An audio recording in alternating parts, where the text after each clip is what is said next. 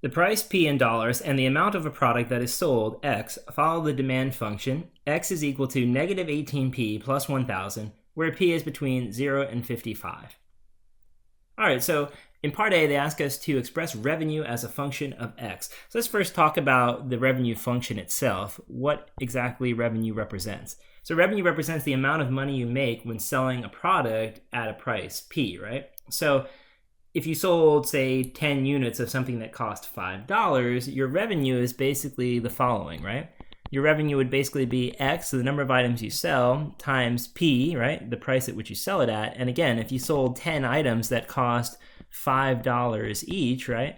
Then your total revenue would be $50. So that's sort of the idea. So that's pretty straightforward. I think most people understand that intuitively. If I said to you, hey, you have this type of food you're going to sell, maybe sandwiches, and you're selling them at $5 a piece, and you sold 10 of them, you'd make $50 on the day. I think most of you would understand that pretty intuitively. So the revenue function is pretty straightforward.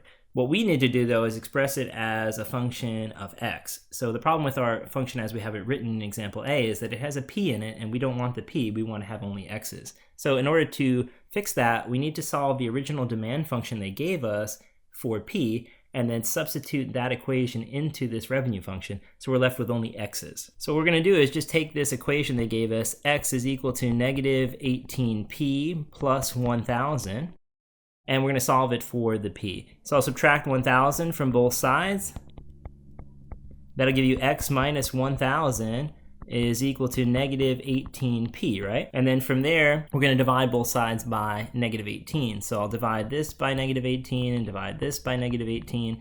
The 18s cancel out, leaving you this idea that P is equal to X minus 1,000 minus 18. And then we substitute that in for P, since that is what we're saying P is equal to. All right, so let's do that then. So this means our revenue function will become X times X minus 1,000 divided by negative 18. All right, so that's fine and well, but we would want to maybe clean this up just a little bit. So I'm going to actually distribute in my X, and I'm going to pull out this negative 18 from the denominator out front. So if I pull out if I distribute the X first, let's do that first. So we'll have X squared minus 1000X, right? All over negative 18. Then we can clean that up a little bit to say that revenue is equal to, what I'm going to do is I'm going to put this here and put this here using division, right? So I'll divide the 1 in front of x squared by negative 18 to give me negative 1 over 18 x squared. And then negative 18 into negative 1,000 will give you positive 1,000 over 18 x. And that's basically all we need to do for that revenue function. You could reduce the 1,000 over 18 a little bit, but I'm just going to leave it alone because I don't think that really matters that much. All right, so there's my answer for part A. Okay, for part B it says, what is the revenue if 300 units are sold? Okay, so they basically want us to just plug 300 into the revenue function for X. Remember, X is the number of items sold. So if they're saying, what is the revenue if 300 units are sold? We're just going to do revenue evaluated at 300. So negative 1 over 18 times 300 squared plus 1,000 times 300 all over 18. And if you evaluate that with your calculator, you'll end up getting basically $11,666.67 approximately, right? So let's change that to approximately. And of course, this is in dollars, so we'll throw the unit dollars on there.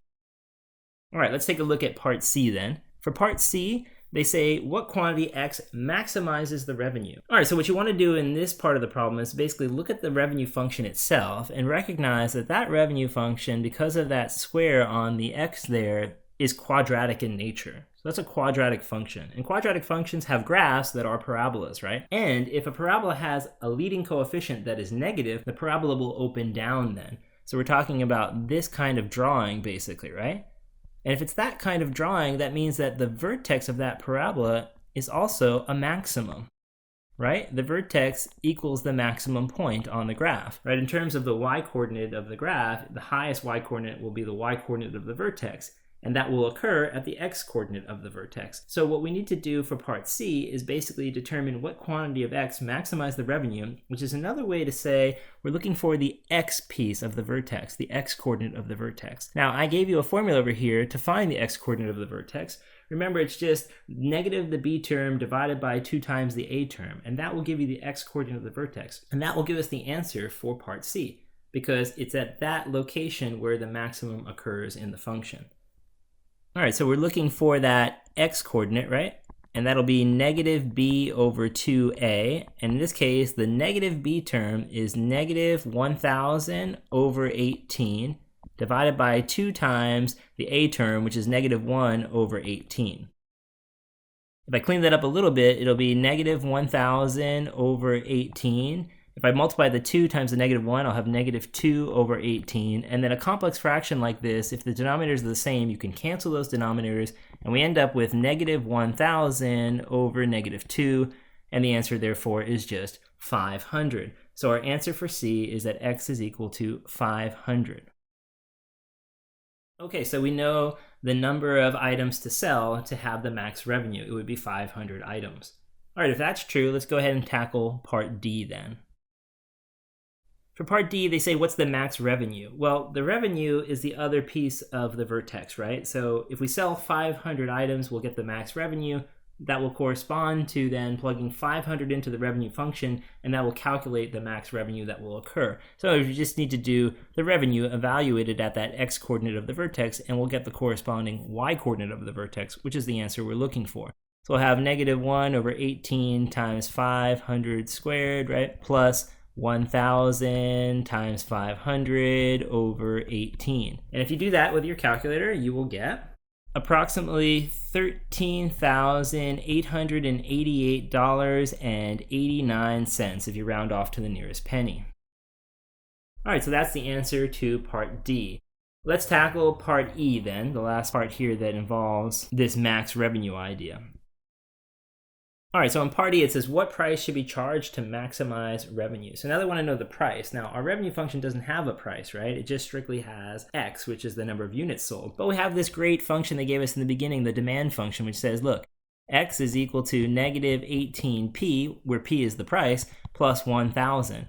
So if I know that maximum revenue comes when we sell 500 units again, right? Then I can plug 500 in for X into this function, or this equation, right? So 500 is equal to negative 18p plus 1,000, and I can simply solve this for us, right? So we'll subtract 1,000 from both sides, and the thousands will cancel out, giving you negative 500 is equal to negative 18p.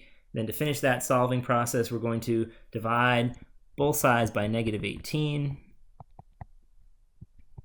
And so you'll get 500 divided by 18, right? The negative signs cancel out. And you get approximately that the price should be approximately $27.78. To the nearest penny, that's the price that will produce the maximum revenue.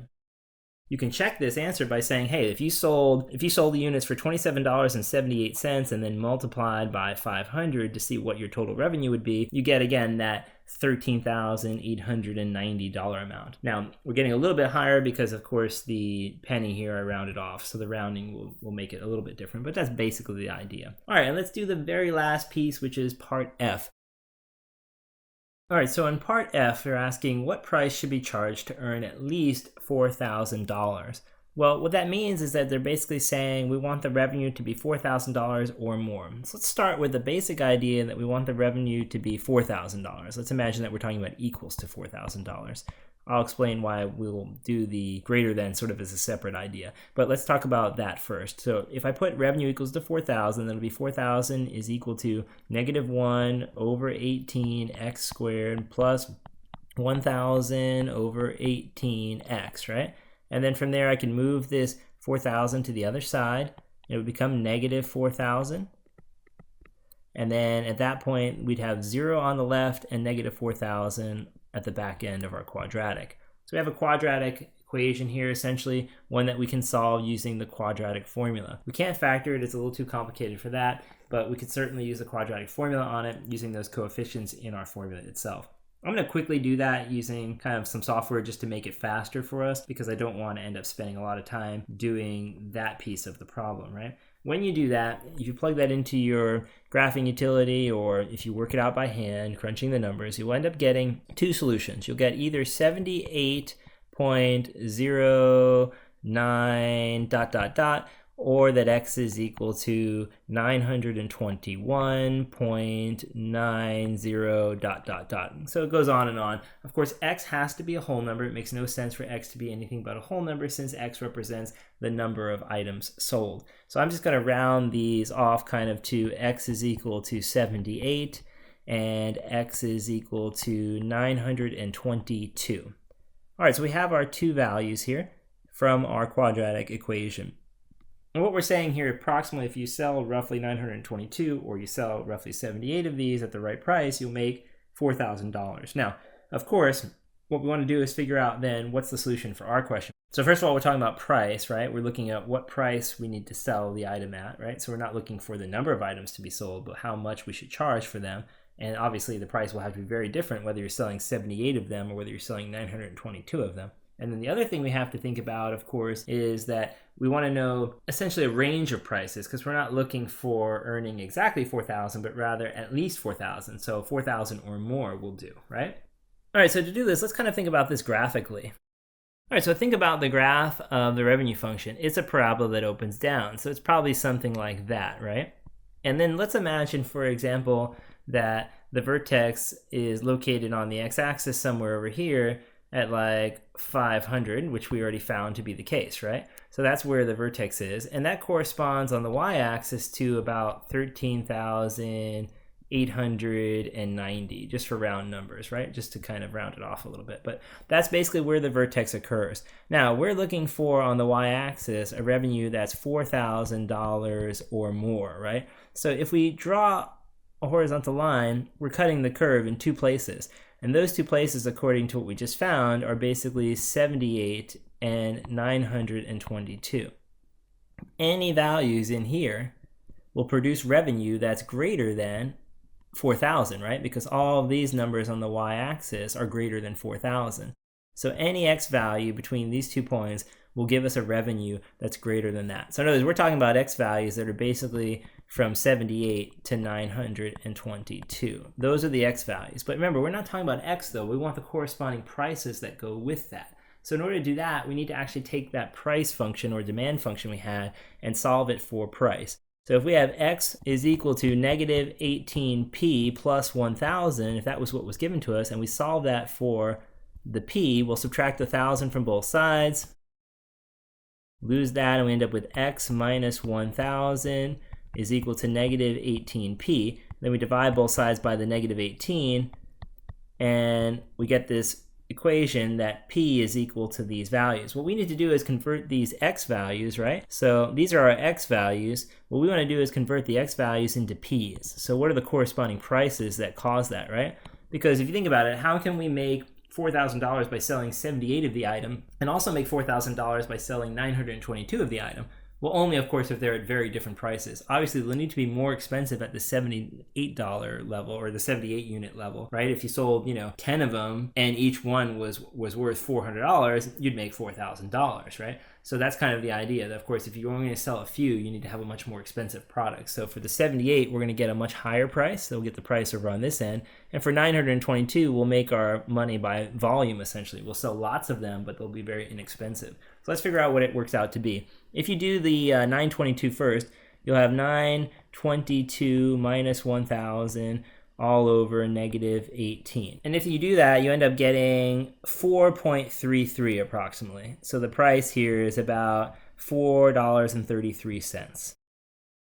So if you sell the product at that price, again, you'll make your $4,000, but you'll have to sell a ton of them. You'll have to sell 922 of them to make that price. Now let's see what happens if you plug 78 in for x.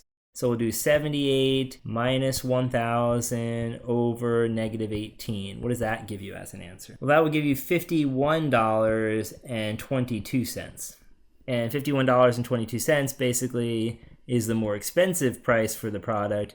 And if you sell it at that price, the demand will be much lower. You'll only be able to sell roughly 78 of them. But of course, if you multiply that by 78, you're going to get something close to $4,000. There'll be a slight bit of a difference because of the fact that we rounded, right? But basically, that's the idea. Approximately, this is the set of prices you have to use. And if you're between that, you will end up making enough money. If you're below $4.33, you won't make enough. And if you charge more than 51, you won't be able to sell enough at that price to make the amount of money you want to make.